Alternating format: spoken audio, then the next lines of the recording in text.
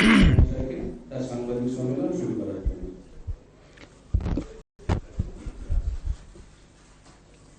मित्रों, आज सभी का भारतीय जनता पार्टी की प्रेस वार्ता में मनपूर्वक स्वागत है। आज 30 दिसंबर का दिन है।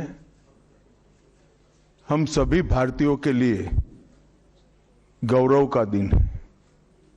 आज ही के दिन 1943 में बंगाल की भूमि के सुपुत्र और देश के महान स्वतंत्रता सेनानी नेताजी सुभाष चंद्र बोस ने पोर्ट ब्लेयर में पहली बार आजाद भारत का झंडा फहराने का काम किया था। तो एक प्रकार से हमारे आजादी के संग्राम का ये बहुत महत्वपूर्ण मकाम था। और इसके कई साल बाद, 8 दशक बाद, आज 30 दिसंबर को जब हम पीछे मुड़कर देखते हैं तो बंगाल के लिए भी आज से लेकर अप्रैल तक का समय बहुत महत्वपूर्ण समय है। अप्रैल में बंगाल में विधानसभा के चुनाव होने जा रहे हैं। भय, भ्रष्टाचार, कुशासन और घुसपैठ की जगह विरासत, विकास और गरीब कल्याण की एक मजबूत सरकार बनाने का बंगाल की जनता का संकल्प बंगाल में जहां पर भी जाते हैं वहां दिखाई पड़ता है। तृणमूल कांग्रेस के 15 साल के शासन में भय, भ्रष्टाचार और कुशासन और विशेषकर घुसपैठ से बंगाल की जनता चिंतित भी है, भयभीत भी है और आशंकित भी है। हम भारतीय जनता पार्टी के सभी कार्यकर्ता बंगाल की जनता को आश्वासन भी देना चाहते हैं और वादा भी करना चाहते हैं कि मोदी जी के नेतृत्व में बंगाल में भारतीय जनता पार्टी की सरकार बनने के साथ ही यहां की विरासत को हम पुनर्जीवित करेंगे। विकास की गंगा फिर से बड़ी तेज गति से बहेगी और गरीब कल्याण, जो बंगाल का आज बहुत महत्वपूर्ण मुद्दा बना है, देश भर में जहां जहां एनडीए सरकार है, भाजपा सरकारें हैं, हमने गरीब कल्याण को प्राथमिकता दी है। यहां पर भी गरीब कल्याण को प्राथमिकता दी जाएगी। और इस सब के साथ साथ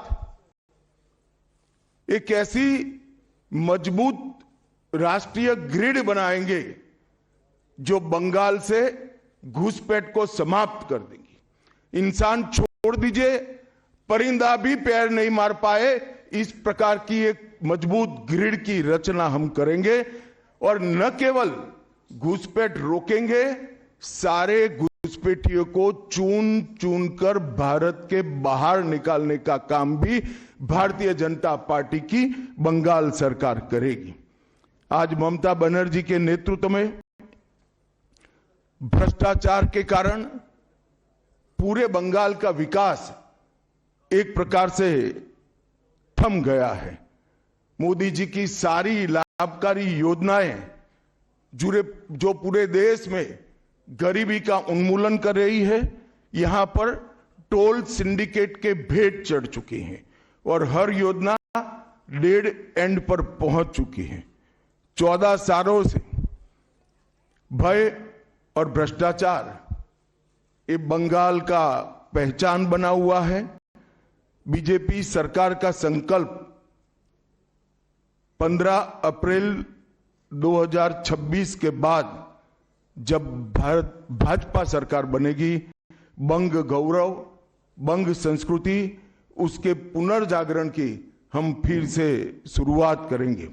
और विवेकानंद जी, बंकिम बाबू और गुरुवर टैगोर और श्यामा प्रसाद मुखर्जी के स्वप्न का बंगाल बनाने का हम फिर से एक बार प्रयास करेंगे। और आज मैं फिर से एक बार कहना चाहता हूं, भारतीय जनता पार्टी के लिए ये बंग भूमि बहुत पवित्र और बहुत मायने रखने वाली है, क्योंकि हमारी स्थापना, भारतीय जनता पार्टी की स्थापना, भारतीय जनसंघ की स्थापना यही बंग भूमि के बड़े नेता श्यामा प्रसाद मुखर्जी ने की है। भारतीय जनता पार्टी की स्थापना से स्वामी विवेकानंद और बंकिम चंद्र चट्टोपाध्याय, इनका अनुकरण भारतीय जनता पार्टी ने अपने सभी सिद्धांतों के अंदर किया है। मित्रों, आज जब मैं कह रहा हूं कि इस बार 26 के बंगाल के विधानसभा चुनाव में बंगाल में हमारी सरकार बनेगी, इसका मजबूत आधार भी भारतीय जनता पार्टी के पास है। मैं आपको 2014 से 2024 तक के चुनाव के यात्रा के परिणामों को बताना चाहता हूं। 2014 के लोकसभा चुनाव में हमें 17% वोट मिले थे और 2 सीटें मिली। मेरी बात जरा सभी पत्रकार बंधु ध्यान से सुने। 2014 के चुनाव में हमें 17% वोट और 2 सीट मिले थे। 2016 के विधानसभा चुनाव में हमें 10% वोट मिले और विधानसभा की केवल 3 सीटें मिली थी। फिर 14 से 19 के बाद 19 के लोकसभा चुनाव में हमें 41% वोट मिले और 18 सीटें मिली। और 21 के विधानसभा चुनाव में हमें 38 वोट मिले और 77 सीटें मिली। ये बहुत बड़ा अंतर है।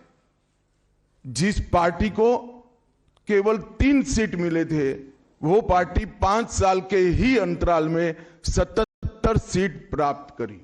और इसका नतीजा देखिए, कांग्रेस, जिसकी एक प्रकार से स्थापना ही बंगाल से शुरू हुई, वो कांग्रेस पार्टी बिग जीरो पर पहुंच गई और 34 साल तक शासन करने वाला कम्युनिस्ट गठबंधन भी एक भी सीट प्राप्त नहीं कर पाया और हमने मुख्य विपक्ष का स्थान प्राप्त किया। आज शुभेंदु जी मेरे साथ यहां पर बैठे हैं, वो हमारे प्रतिपक्ष के नेता हैं। 24 के चुनाव में भी हमने 39% वोट प्राप्त किया, 12% सीट प्राप्त की, 12 सीटें प्राप्त की और 26 में हम निश्चित रूप से प्रचंड बहुमत के साथ भारतीय जनता पार्टी की सरकार बनाने वाले हैं। मित्रों, ये 24 से अब तक का समय भारतीय जनता पार्टी के लिए बहुत शुभांकर सिद्ध हुआ है। 24 में लगातार तीसरी बार नरेंद्र मोदी जी इस देश के प्रधानमंत्री बने। उसके बाद महाराष्ट्र में, हरियाणा में, दिल्ली में और अब बिहार में भारतीय जनता पार्टी की सरकारें बनी हैं। 24 के चुनाव में उड़ीसा और आंध्र प्रदेश में भी पूर्ण बहुमत की भाजपा की और एनडीए की सरकार बनी है। मुझे पूरा भरोसा है कि 2026 में बंगाल में 2/3 बहुमत के साथ भारतीय जनता पार्टी की सरकार बनेगी। ये बंगाल की जनता तय कर बैठी है। मित्रों, जहां पर भी बंगाल में जाते हैं, पूरे बंगाल की जनता घुसपैठियों से त्रस्त है। क्या कोई राज्य सरकार ऐसी हो सकती है जो घुसपैठियों की पनाहगाह अपने राज्य को बना दे? राष्ट्रीय सुरक्षा पर कितना बड़ा खतरा है, इसका जवाब बंगाल की मुख्यमंत्री ने बंगाल के चुनाव में दे। घुसपैठ रोकने के लिए उनके पास क्या योजना है? आर्टिकल 370 हटता है, वो विरोध करती है। सीएए लाकर बंगाल के शरणार्थियों को नागरिकता देने का हम कार्यक्रम करते हैं, वो विरोध करती हैं। और वो ठीकरा फोड़ते हैं कि बीएसएफ है, वो रोक नहीं रही है। ममता जी, मैं आज आपको इस सार्वजनिक प्रेस वार्ता में पूछना चाहता हूं कि कौन सी सरकार है बांग्लादेश की पूरी सीमा पर जो वाड़बंदी करने के लिए, बॉर्डर पर फेंसिंग करने के लिए जमीन नहीं देती है? अगर आप जवाब न दे पाए तो मैं ही देता हूं। आपकी ही सरकार है जो जमीन नहीं देती है, जिसके कारण फेंसिंग का काम समाप्त नहीं होता है। फिर भी भौगोलिक रूप से कठिन सीमा पर से कोई घुस कर आता है तो कहां जाता है? सबसे पहले बंगाल के गांव में जाता है। आपका पटवारी क्या कर रहा है? आपका थाना क्या कर रहा है? क्यों इसको अरेस्ट नहीं किया जाता? क्यों उस पर केस दर्ज नहीं होता? क्यों इसको वापस भेजा नहीं जाता? जवाब है क्या आपके पास? क्या बंगाल की मुख्यमंत्री जवाब दे सकती है कि असम में घुसपैठ क्यों बंद हो गई?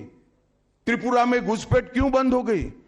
गुजरात और राजस्थान की बॉर्डर पर घुसपैठ क्यों नहीं होती है? पंजाब की बॉर्डर पर घुसपैठ क्यों नहीं होती है? कश्मीर की बॉर्डर पर घुसपैठ क्यों नहीं होती है? सिर्फ बंगाल में क्यों होती है? क्योंकि आपकी निगहबानी में घुसपैठ कराई जाती है और बंगाल को धीरे धीरे डेमोग्राफी चेंज कर आप आपकी वोट बैंक को पुख्ता करनी चाहती है। मगर ये लंबा नहीं चलेगा। बंगाल की जनता अब जान गई है और इसके खिलाफ लामबंद भी हो रही है। और मुझे मालूम है अगला चुनाव घुसपैठियों को निकालने के मुद्दे पर और घुसपैठ रोकने के मुद्दे पर लड़े जाना वाला है, क्योंकि न केवल ये बंगाल का अब मामला रहा है। मैं आज बंगाल की जनता को इस प्रेस वार्ता के माध्यम से बताने आया हूं कि बंगाल की बॉर्डर से हो रही घुसपैठ सिर्फ बंगाल का मामला नहीं रहा है, अब ये राष्ट्रीय सुरक्षा का मामला है। देश की संस्कृति को बचाना है, देश की सुरक्षा को सुनिश्चित करना है, तो बंगाल की बॉर्डर सील कर दे ऐसी देशभक्त सरकार यहां लानी पड़ेगी, जो ममता बनर्जी नहीं कर सकती, केवल और केवल भारतीय जनता पार्टी कर सकती है। घुसपैठ के अलावे भ्रष्टाचार से पूरी बंगाल की जनता त्रस्त है। रोजवेली चिटफंड घोटाला, कैश फॉर क्वेरी घोटाला, एसएससी घोटाला, नगर पालिका नगर नियम का भर्ती का घोटाला, गाय तस्करी का घोटाला, राशन पीडीएस का घोटाला, मनरेगा का घोटाला, पीएम आवास का घोटाला, इतने सारे घोटाले हैं कि मैं पूरा लिस्ट पढ़ूंगा तो मेरी प्रेस कॉन्फ्रेंस का पूरा हिस्सा ही उसमें चला जाएगा। अब क्या ममता बनर्जी इस बात का जवाब दे सकती है कि आपके मंत्रियों के ठिकाने पर से 27 करोड़ रुपया मिलता है, जिसको गिनते गिनते नोट गिनने की मशीन भी गर्म होकर बंद हो जाती है? बंगाल जैसे गरीब राज्य के अंदर 27 करोड़, 20 करोड़, 15 करोड़ ये राशि मिल रही है, आपकी कोई अकाउंटेबिलिटी नहीं है। पार्थो चैटर्जी जेल में जाते हैं, ज्योति प्रिय मलिक जेल में जाते हैं, अनुव्रत मंडल जेल में जाते हैं, जीवन कृष्ण शाह जेल में जाते हैं, माणिक भट्टाचार्य जेल में जाते हैं, चंद्रनाथ सिन्हा जेल में जाते हैं, परेश पाल जेल में जाते हैं, कुंतल घोष जेल में जाते हैं, फिरहाद हकीम वो भी आरोपी बनाए जाते हैं, शोभन चैटर्जी आरोपी बनाए जाते हैं, कुणाल घोष 3 साल जेल में रहकर आते हैं, और आप कहती है कि भ्रष्टाचार नहीं हो गया, हो रहा है। आप आंख मूंद लिए ही हो भ्रष्टाचार के लिए, मगर बंगाल की जनता अपनी आंख बंद कर कर नहीं बैठी है। गरीब बंगाल की जनता के अधिकार का पैसा आपकी कैडर की भेंट चढ़ रहा है, आपको इसको जवाब देना पड़े। महिलाओं की सुरक्षा एक बहुत बड़ा मुद्दा बना है और अधिकृत रूप से कहा जाता है कि महिलाएं 7 बजे के बाद अपने हॉस्टल और घर से न निकले। हम कौन से जमाने में जी रहे? मुगल काल में जी रहे हैं क्या? ममता जी, ये आजाद भारत, यहां माताओं बहनों को पूरा दिन जब इनकी मर्जी हो, जब इनको काम हो, घर के बाहर निकलने की सुरक्षा प्रदान करना ये हमारा संवैधानिक दायित्व है, जो देने में आपकी सरकार विफल गई है। आरजी कर मेडिकल कॉलेज का मामला हो, संदेश खाली का मामला हो, दुर्गापुर मेडिकल कॉलेज का मामला हो, साउथ कॉलेज लॉ कॉलेज का मामला हो, हर जगह बेटियां असुरक्षित हैं और ढेर सारे लोग और ढेर सारी माताएं बहनें ये अत्याचार से तंग आ चुकी है। और सुरक्षा से तंग आ चुकी, वो भी राह देख रही है कि कब वोट देने का अधिकार आए और हम इन निकम्मी तृणमूल कांग्रेस की सरकार को हटा दें। सांप्रदायिक तुष्टीकरण को इस राज्य सरकार ने अपनी नीति के रूप में स्वीकार कर लिया है। अब मरहम लगाने का प्रयास हो रहा है, मैं सुबह से देख रहा हूं, मगर अब मरहम लगाने से कुछ नहीं होता है। हृदय पर, बंगाल की हिंदुओं के हृदय पर घाव इतना गहरा बैठ गया है कि कोई मरहम काम नहीं आएगा। अब आपका जाने का समय तय हो गया है। यहां तक इंतहा कर दी, यहां तक कि पार्लियामेंट में वंदे मातरम पर चर्चा होती है। बंकिम बाबू ने रचे हुए वंदे मातरम पर चर्चा हुई, जो गीत पूरे हमारे आजादी के आंदोलन का प्रेरणा गीत बना, वो वंदे मातरम की चर्चा का तृणमूल कांग्रेस विरोध कर रही है, क्योंकि उनकी वोट बैंक इससे नाराज हो रही है। ये बंगाल की जनता कभी सहन नहीं करेगी। एक जमाना था मित्रों कि भारत के जीडीपी में बंगाल का योगदान 10.5% था और तीसरे नंबर पर था। जीडीपी में योगदान की दृष्टि से हमारा बंगाल तीसरे नंबर पर था। तीसरे नंबर पर से सरक कर ये 49 साल में वो 22वें नंबर पर आ गया। अब नीचे कोई जगह ही नहीं बची। बंगाल का इतना आर्थिक पतन कभी नहीं हुआ है। ये कम्युनिस्टों के शासन के पहले, तृणमूल के शासन के पहले प्रति व्यक्ति बंगाल की आय राष्ट्रीय औसत से 127% ज्यादा थी। 127%। देश में नागरिक 100 रुपया कमाता था तो बंगाल में 127 रुपया कमाता था। आज देश का नागरिक 100 रुपया कमाता है तो बंगाल का नागरिक 73 रुपया कमाता है। ममता जी, आपको इसको जवाब देना पड़ेगा। हर प्रकार के उद्योग की शुरुआत एक जमाने में इस सुजलाम सुफलाम भूमि से हुआ था और इसी के आधार पर सोनार बांग्ला की परिकल्पना की जाती थी। वो बंगाल में आज भ्रष्टाचार, घुसपैठ और टोलबाजी के कारण सारी इंडस्ट्री वापिस जा रही है। केंद्र सरकार की योजनाएं लागू करने में उनको अपनी वोट बैंक गंवाने का डर है। पीएम किसान देरी से लागू किया, बंगाल के किसानों का 10,000 करोड़ रुपया चला गया। आयुष्मान भारत आज तक लागू नहीं किया और बहुत आयुष्मान भारत से बहुत एक प्रकार से कमियां वाली स्वास्थ्य साथी की स्कीम लागू की है। मुझे बताइए, कोई बंगाल का नागरिक भारत में कहीं जाता है और बीमार पड़ गया, स्वास्थ्य साथी स्कीम उसको बाहर के अस्पताल में इलाज करवा पाएगी क्या? नहीं करवा पाएगी। क्या गुनाह किया है बंगाल के गरीबों ने? देश भर के गरीबों को 5 लाख तक की पूरे स्वास्थ्य की गारंटी मिल रही है। अरे कई राज्यों ने किया कि केंद्र 5 लाख दे रहा है, उन्होंने और 5 लाख जोड़ दिए। आप केंद्र के 5 लाख इसलिए स्वीकार नहीं करना चाहते हो कि नरेंद्र मोदी से आपको डर है। डर तो ठीक ही है, क्योंकि मोदी जी की लोकप्रियता बंगाल में दिन प्रतिदिन बढ़ती है, मगर इसके कारण गरीबों का आप नुकसान कर रही हो। वो बंगाल के गरीब जरूर।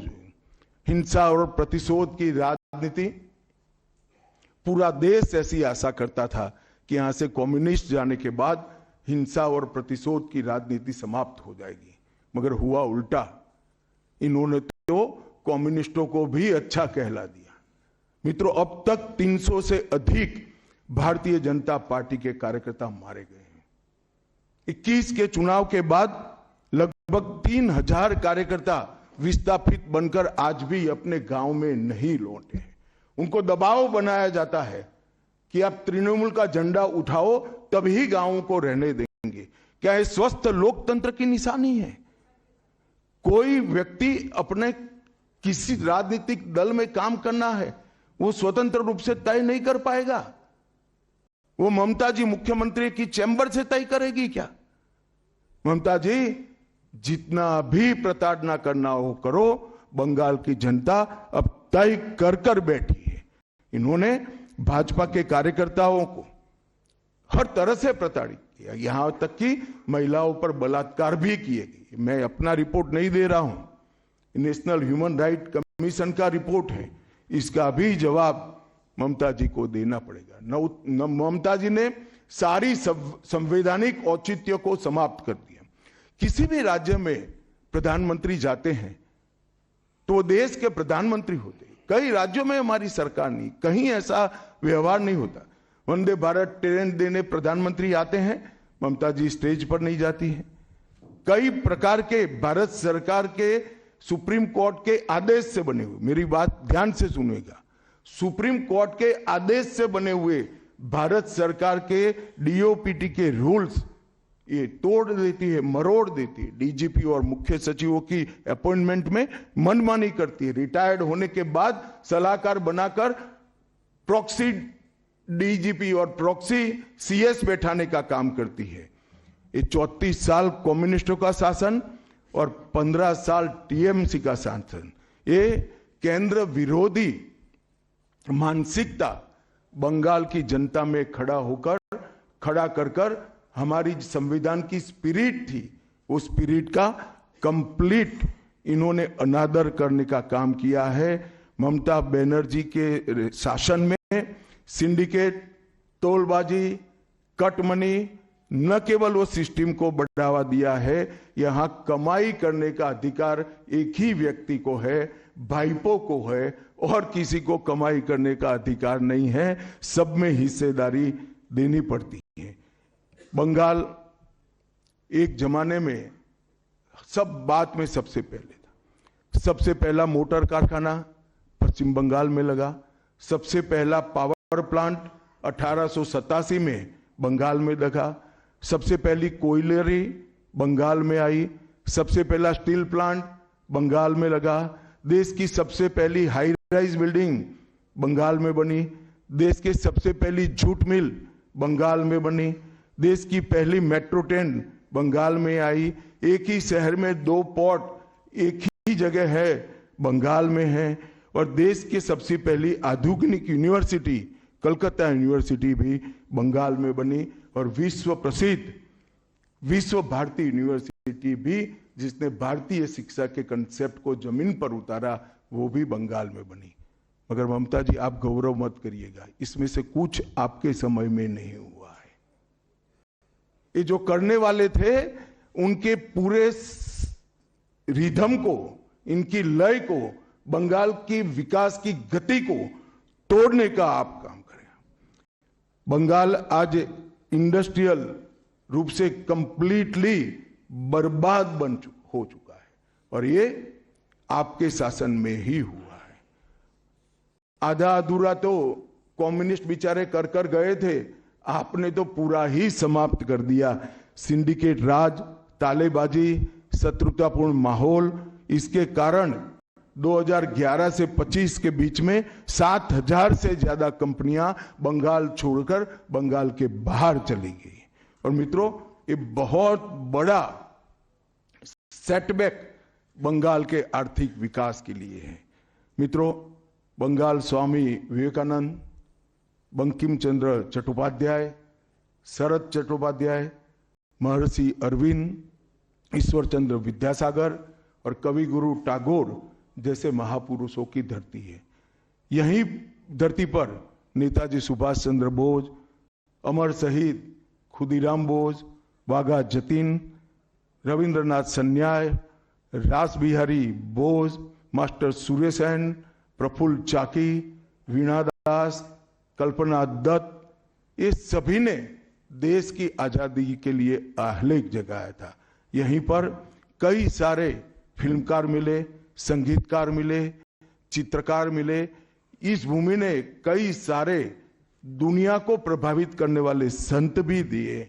वो बंगाल आज ऐसे कगार पर पहुंच गया है कि अगर एक घुसपैठ की बयार रोकी नहीं गई तो बंगाल का अस्तित्व भी खतरे में है। ऐसा स्पष्ट रूप से समाज जीवन को जानने वाले सभी लोग मानते हैं। और अंत में मैं बंगाल की जनता को फिर से एक बार कहना चाहता हूं कि बंगाल के अस्तित्व पर तो घुसपैठिया संकट है ही है, बंगाल की संस्कृति पर एक घुसपैठिया संकट है ही है, परंतु अब ये संकट केवल बंगाल तक सीमित नहीं रहा है, पूरे देश तक ये संकट आगे बढ़ गया है। मेरा आप सभी से करबद्ध निवेदन है, आपने लंबे समय तक कांग्रेस को मौका दिया, 34 साल तक कम्युनिस्ट पार्टी को मौका दिया, 15 साल तक ममता बनर्जी को मौका दिया। इनका ट्रैक रिकॉर्ड नीचे नीचे नीचे गिराने का है, अब इससे नीचे कोई जगह नहीं बची है। और भारतीय जनता पार्टी का रिकॉर्ड है, जहां भारतीय जनता पार्टी की सरकारें आई वो राज्य बीमारू राज्यों में से समृद्ध राज्य बनने की कगार में आगे बढ़े हैं। पूरा देश मोदी जी के नेतृत्व में आगे बढ़ रहा है, पूरा देश मोदी जी के नेतृत्व में सुरक्षित हो रहा है, पूरे देश में भारत की संस्कृति, भारत के धर्म, भारत की भाषाएं मोदी जी के नेतृत्व में आगे बढ़ रही है, फल फूल रही है। बंगाल की जनता को मैं विनती करता हूं कि मोदी जी के नेतृत्व में पूर्ण बहुमत की, प्रचंड बहुमत की एक भारतीय जनता पार्टी की सरकार बनाइए। हम कवि गुरु की कल्पना का, विवेकानंद की कल्पना का, बंकिम बाबू की कल्पना का बंगाल बनाएंगे, सोनार बांग्ला बनाएंगे और निश्चित रूप से काम भारतीय जनता पार्टी की सरकार ही कर सकती है, ऐसा मेरा विश्वास है। तो फिर से एक बार समग्र बंगाल की जनता को करबद्ध निवेदन में करना चाहता हूं कि बंगाल में हमें पूर्ण बहुमत दीजिए। बंगाल और पूरी भारत को सुरक्षित करने के लिए ये चुनाव में बाकी सारी चीजें छोड़कर भारतीय जनता पार्टी को जिताने का काम करिए। धन्यवाद। कौन बोलते जाओ नाम भाई, आनंदबाजार। कोई जल्दबाजी मत करना, मैं समय लेकर आया हूं, आराम से बात करूंगा। राजू चक्रवर्ती वर्तमान।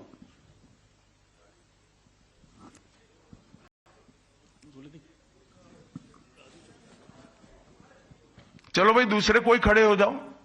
गृहमंत्री जी नमस्कार, राजू चक्रवर्ती वर्तमान। मेरा 2 प्रश्न है। एक करो। अच्छा 2014 के बाद आप जब पार्टी और एडमिनिस्ट्रेशन में बहुत सारे संस्कार लाए, 75 साल के बाद कोई भी लीडर या फिर मंत्री हो उसको मार्गदर्शक के भूमिका में जाना पड़ता है, तो आपको क्या लगता है अभी हाईएस्ट लेवल पे जो भी है पार्टी या फिर एडमिनिस्ट्रेशन में, वो 75 साल हो गया, उसको अपने आप वानप्रस्थ में जाना चाहिए? चलिए मैं बुलाकर आपको बताऊंगा। तुम बंगाल की चिंता करो भैया, मेरी पार्टी की क्यों चिंता कर रहे हो?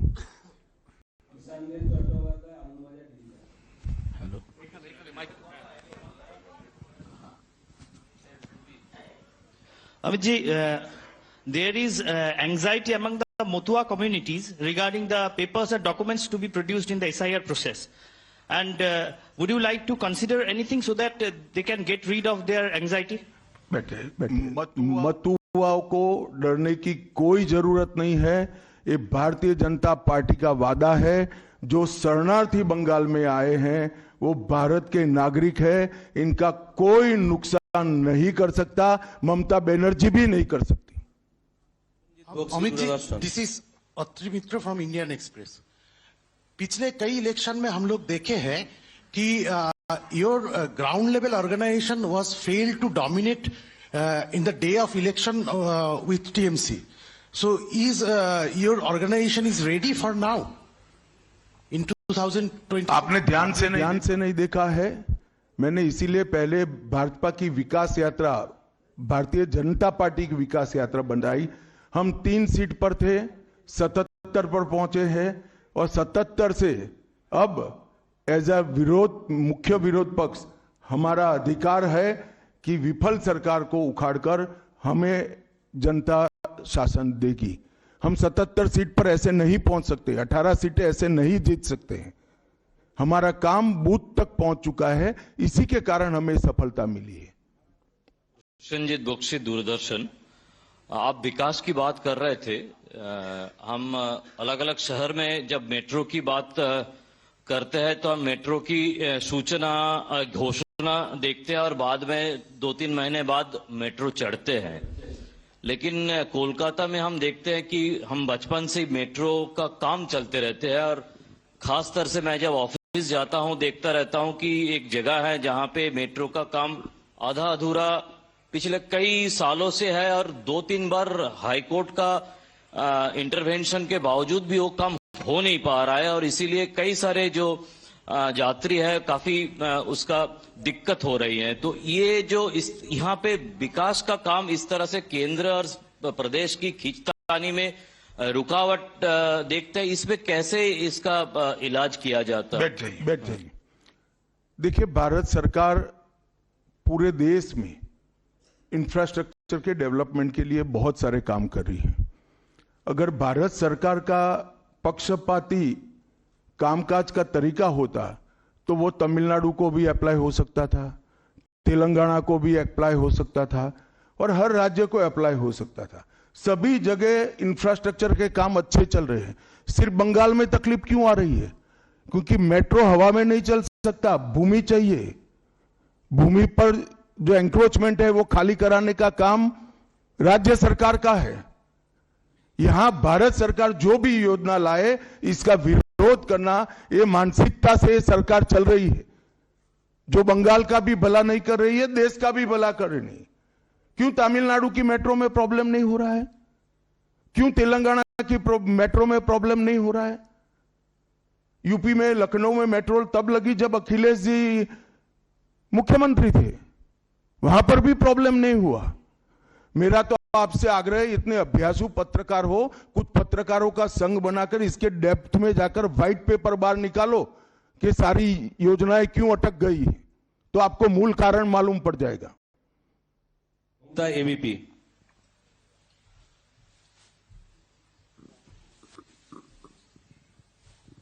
अमित जी, अभी आपने वंदे मातरम की चर्चा का जिक्र किया, लेकिन उसके साथ में जो है एक चर्चा और हुई थी जी राम जी, जो अभी जो कानून की शक्ल ले चुका है। उस दौरान भी जो है ममता बनर्जी और अभिषेक बनर्जी लगातार ये कहते रहे कि सरकार, केंद्र सरकार से फंड ही नहीं आता तो हम विकास कैसे करें, वो फंड रोकना और उसका विरोध किया। देखिए भाई, इनके विरोध को अब देश में कोई गंभीरता से नहीं ले रहा है।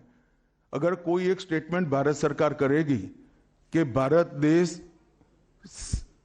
कोई भी क्षेत्र में सबसे पहले आएगा तो भी ये विरोध करेंगे। विरोध उनका स्वभाव हो चुका है। इनके विरोध को कोई गंभीरता से नहीं ले रहा है, ना जमीन पर इसका कोई विरोध का असर दिख रहा है। Lohia, NDTV। Well, let me go across to my colleague Rajesh, who will bring us a perspective on the ongoing press conference of the Union Home Minister, Mr. Amit Shah, who is in West Bengal. Now, Rajesh, one of the big takeaways from that very elaborate press conference presided over by Mr. Amit Shah was the fact that the upcoming West Bengal election will also be fought on the issue of illegal immigration, or like he said, Ghuspetia, or infiltration into the state of West Bengal, something that he claims is being aided and abetted by Mamata Banerjee for vote bank politics.